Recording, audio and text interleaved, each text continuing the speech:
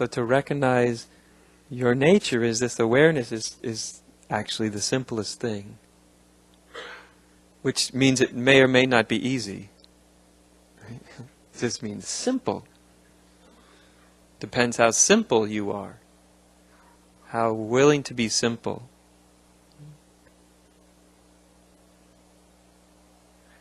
To be egoically speaking, selfless.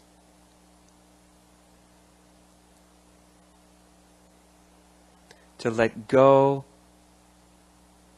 of the tendency of the egoic self to do what it does. Everybody knows what their egoic self does. To do what it does.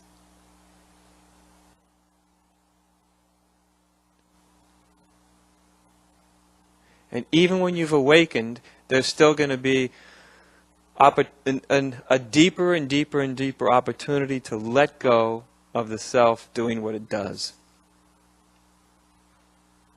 That's the journey. You realize your true nature, but actually realizing your true nature is getting your foot in the door. Does that make sense? You realize your true nature. Those of you who've realized your true nature as awareness itself, you know what I'm talking about. Just because you realize yourself as awareness itself doesn't necessarily mean that ego immediately exits the premises. It may be mortally wounded, you know. Everyone is different in that regard. For some people, it's much more mortally wounded than others. For some people, they have a little awakening. It seems like their ego is just sort of nicked. So it reaches up and grabs center stage again and pushes everything off to the corner. And for some people, it's barely standing anymore. But letting go of that self, that egoic self, the blames, the judgments, the opinions, that's all egoic self stuff.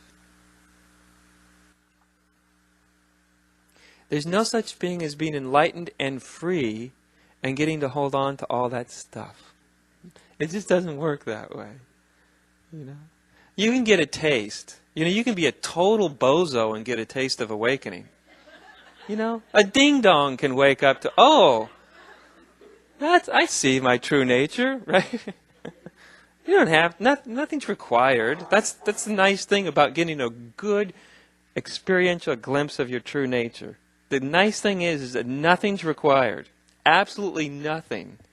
Except stop trying so hard. Stop seeking for a moment, let it happen. But to actually be in that awake state, to actually be there and function there and move there, then it starts, then, you know, it's like I always think of like enlightenment or awakening is sort of like you know, one of those annoying door-to-door salesmen. Right? You begin the discussion, right? You just engage on the smallest level, and it's all they wanted.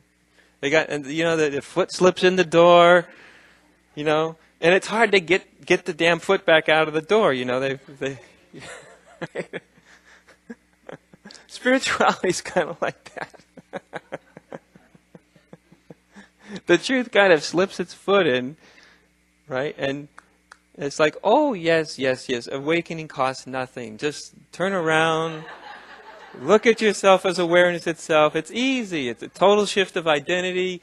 You'll realize you're free. You always were free. You'll realize what the Buddha realized and what Jesus... You'll realize, for sure, it's easy. And then you do, and it's all true. And then you realize you've got this big foot in your door. And it's not pulling out. And it says, well, now that you've realized that, very, very good. Now, you know, all that little ego stuff, that's got to go.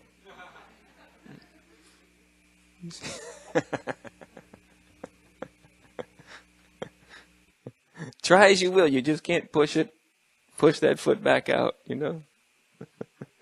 Which is fortunate, which is wonderful.